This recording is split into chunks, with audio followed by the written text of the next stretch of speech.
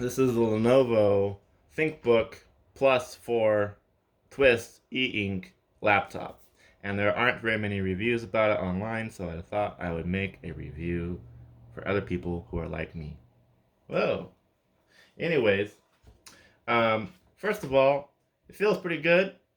It's a really small laptop, and you know the OLED screen is 13-inch class, and the e-ink is 12-inch class, and frankly, I'm used to, even though it's just an inch more of a 14-inch laptop, this is really small for many programs. And because of the small screen, text tends to be smaller, which is actually harder on the eyes, which is kind of defeats some of the purpose of e-ink. But there's things you can do to get around that, make your font bigger, increase high contrast. Um, but it is a small laptop. And anyways, you have just two ports. You have two USB-C ports, which also serves as the power input. And um, you can use a hub, of course, to expand that out. But the problem is, over time, I have found that in laptops, ports tend to fail eventually, right? Say, for example, you have it plugged in, and then a dog runs into your power supply and then jerks it, and then now you have one dead port, right? So the problem with having a few ports is as things invariably die over years, you have less options on how to deal with it, and how to go in and out and with data. So I do not like the trend of devices to start removing as many ports as possible. It really bothers me. That's just my personal thing. Anyways, feels good. So this is the e-ink side. Of course, it twists back and forth, and I have no backlight on in this. So let me just log in real quick. Okay. So here it is logged in. You can see a little bit of ghosting. You can refresh that with this widget. You can also press and hold this widget and get different settings. I like the contrast in the middle, and I do not like to use any front light because the front light has no way to adjust the color temperature.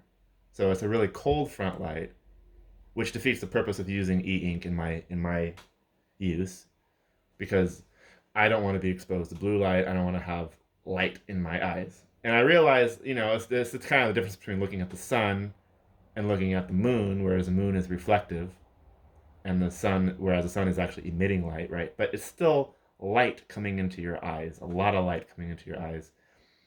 And I really wish they put color temperature option for the front light. So so because I don't use the front light and I like to use it at night, even in bed for typing, I have to enable the high contrast mode.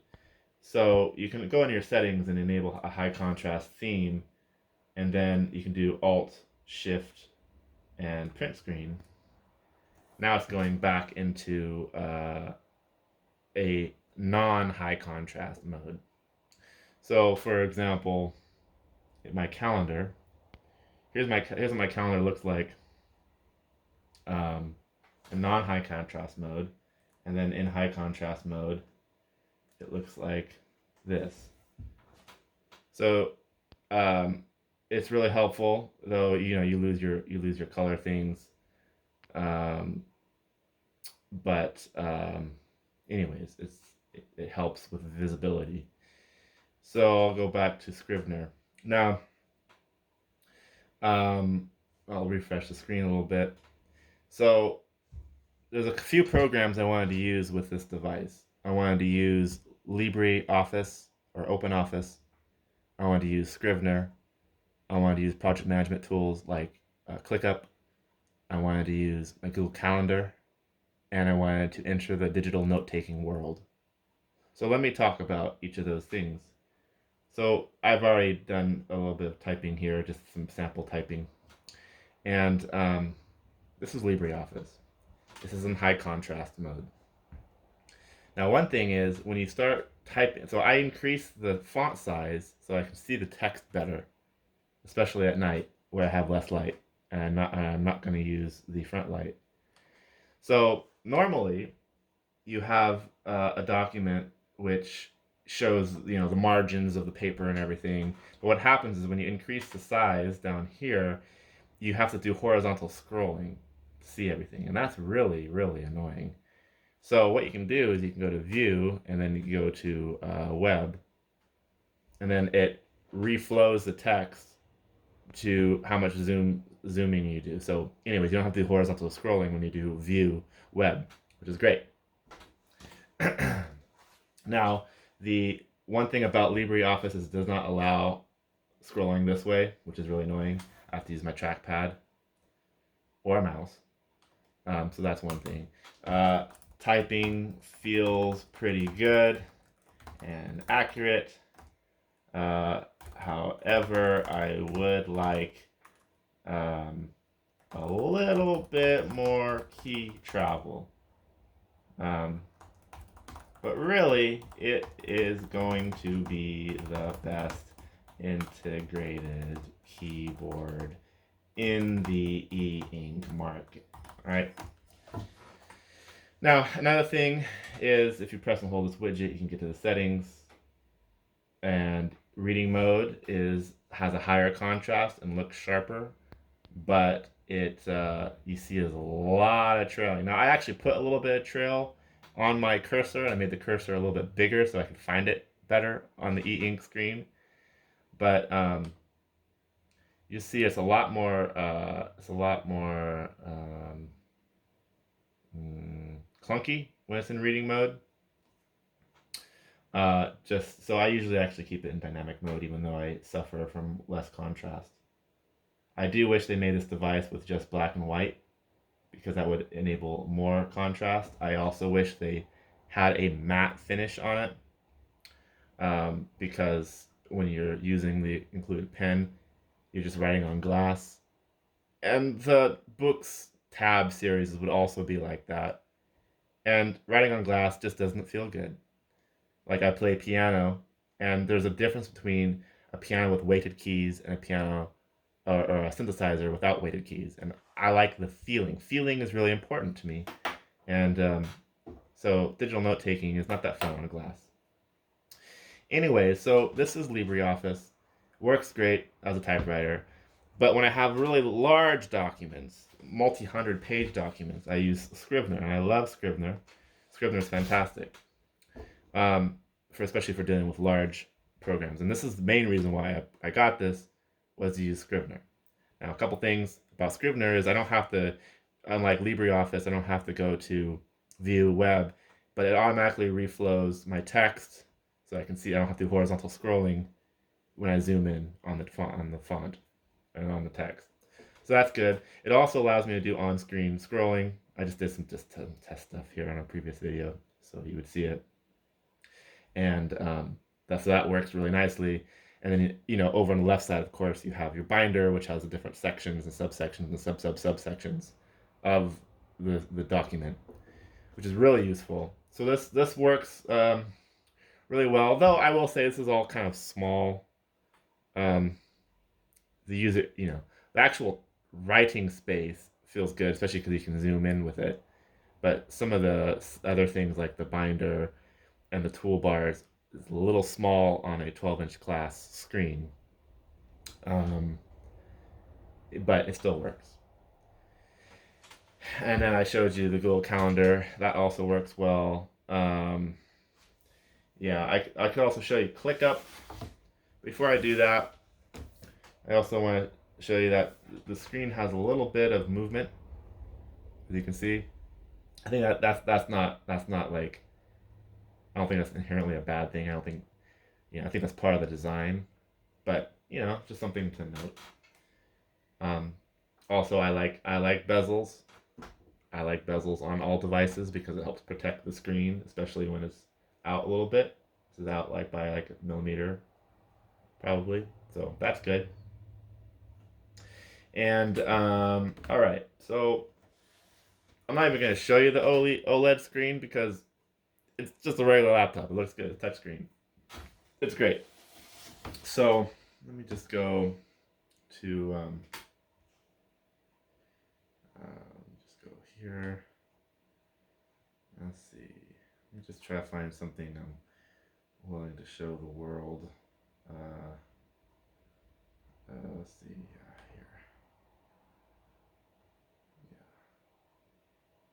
Yeah. Okay. Yeah, this is good. So, um, yeah. So this right here is my ClickUp thing. This shows some of the tasks I have to do on my Forerunner, and it works pretty well. Works pretty well, especially in high contrast mode where everything's like kind of black and white.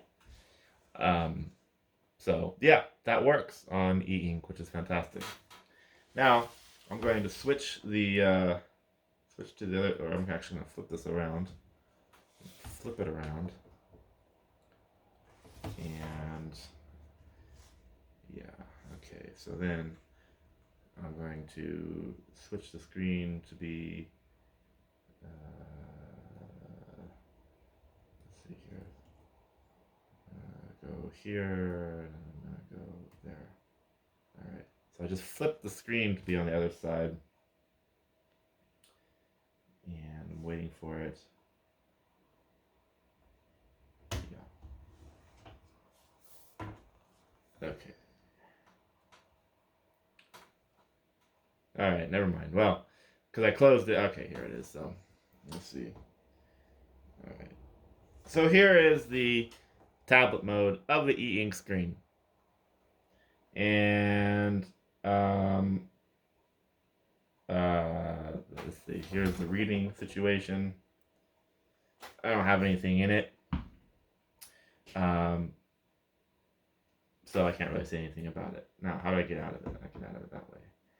Here is the note-taking section. Okay. Now, yeah, so I want to switch this to portrait mode, so I'm going to press and hold this. And I'm going to rotate 90 degrees. And now it's rotated. And then I'm going to click away from that. And here is the native note-taking application, which is probably going to be the only note-taking application you can use on the E-Ink side of this device, because it's optimized for use with the E-Ink screen. You have to optimize your apps in order to work, otherwise you have too much latency. Now, I tried using Nebo as a secondary note-taking app, but the latency was not acceptable. It works on the OLED screen, but you know. So here is a test for how it feels and looks to take notes on the E-Ink screen. So, I mean, actually, you know, I have pretty good control of my hand, despite the glossy feel. I have pretty good control, especially because I'm holding it at an awkward angle for the camera. And then you can press and hold this, or press it again rather. Press it twice, and you can change your colors. You can change your, you know, your pen type or whatever. You also have a highlighter here. You press it again. Press it again, and oh no, that's the eraser. All right, that's the eraser. And you have your select tool. You have your you know, make shapes tool, and you know, I think you can add another screen by just swiping to the, you know, swiping from right to left. And I can't zoom in or zoom out. I don't see a way to convert my handwriting to digital text. I don't have optical character recognition or whatever you want to call it, which really bothers me. At least I don't know where it's at. Here it just would show different pages, and then click to select note to export. You can move it, you can delete it.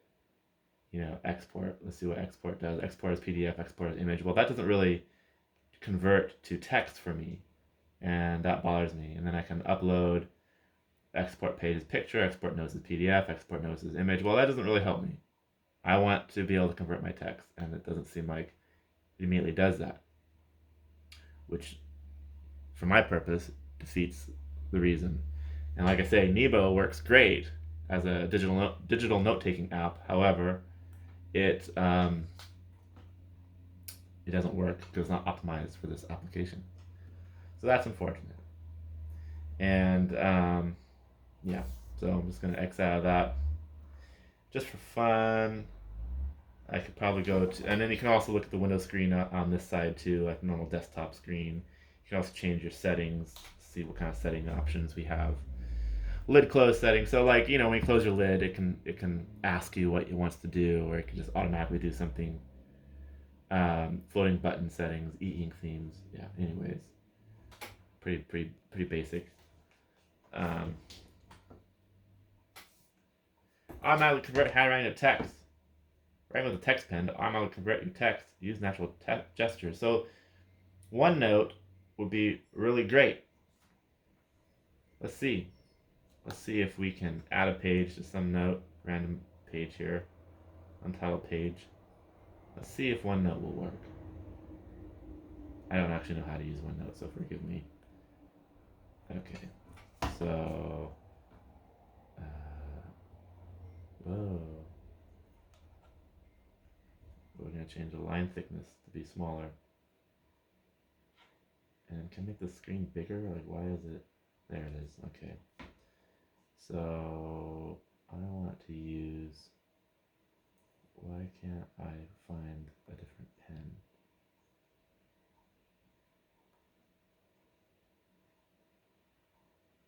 Well, let's see, this is a test.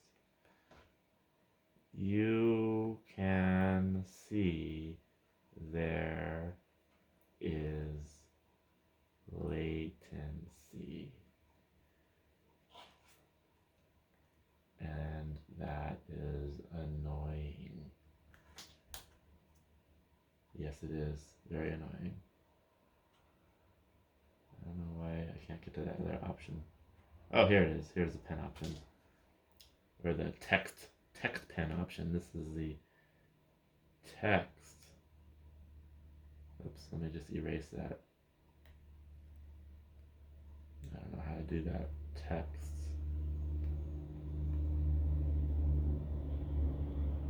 Option. See, that automatically converts to text. But I don't really want to automatically convert to text in the moment. What I want to do is I want to write notes as I would normally on pen and paper, and I want to have the option to convert that. And it's not intuitive on how you do that. So that's annoying. So frankly, because the native note-taking app, which is optimized to have the lowest latency on the e-ink screen, does not have a way to obviously change the to convert the handwriting to text,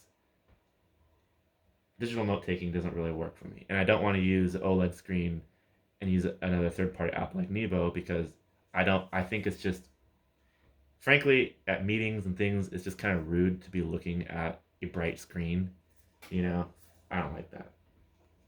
So, anyways, that's my quick review of the Lenovo Thinkbook Plus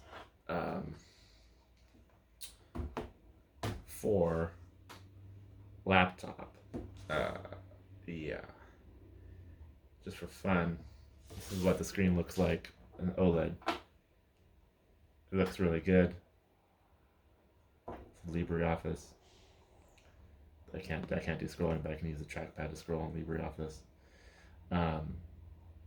Yeah. And like I said, high contrast mode is the thing that makes this work the best. And increasing the cursor and pointer size helps. Putting a little bit of trail helps it too, so I can find it easier. And yeah, this is a really good device for Scrivener. I will say it is really good. Let me just flip this around again.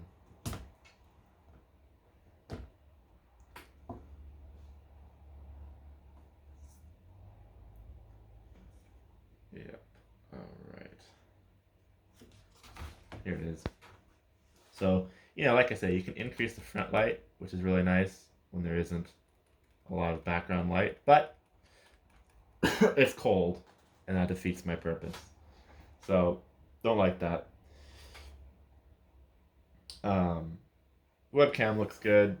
I mean, Windows 11 is great. What's really fun too is I can do voice to text. So you have to enable that, but then, I think it's Windows key H. This is a test to see how well voice to text works in this particular application. Period. New paragraph. I'm really enjoying voice to text because over time, oops, see it, I stopped, but maybe didn't.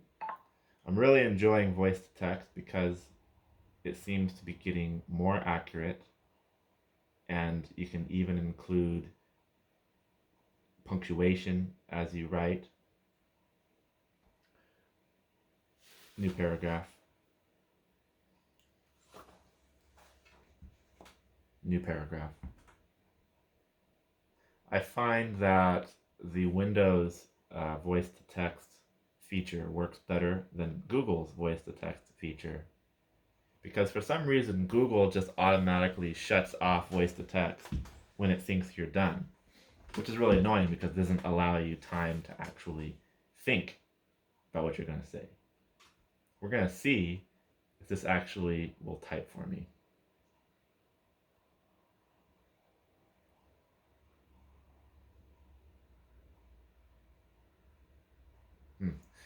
Anyways, maybe my internet might be slow. I don't know. But it didn't capture all of my voice to text. But still, it's nonetheless a really useful feature. Yeah, like I say, Scrivener. I just love Scrivener. Let me stop this for a sec. I can add new sections. Section 2, and then I can nest sections and have subsections, and you can have your inspector over here, and you can have your notes and your annotations, and it's just really fantastic program. It works well on this Eink screen. So keyboard is pretty good. Best you're gonna get in Eink world, unless you use a Bluetooth keyboard. Laptop overall is a good laptop, though it's just small in general, which a small laptop is just, whether E-Ink or not, challenging sometimes. The screen itself doesn't have as much contrast as I would like, which causes eye strain. And the ways to get around that, and like I say, I'm not going to use the front light because it's too cold. The ways to get around the lack of contrast is to use a high contrast theme in Windows and just increase the font size or the zoom size. And then potentially, if you don't need to do a lot of movement on the screen, you can use reading mode. And you can also change the contrast here to a certain degree, but I find middle is best. So LibreOffice works well, Scrivener works well. However, digital note-taking does not work that well. ClickUp and probably other project management software works okay. Google Calendar works okay, but again, it's best in high contrast mode, so you lose color differentiation. So you have to kind of get used to that a little bit. So that's kind of my quick review of the Lenovo Thinkbook Plus 4 e-ink laptop. And one other thing, this pen, this button was automatically to erase mode, and so I would accidentally click it as I was writing, and then I would start erasing things, and it was really, really annoying. So anyways, there's a setting in there where I can change the mapping of these buttons. So I moved this erase button to the upper button, and I don't have that problem anymore. So anyways, it takes a little bit of finagling to make it work, but it does work.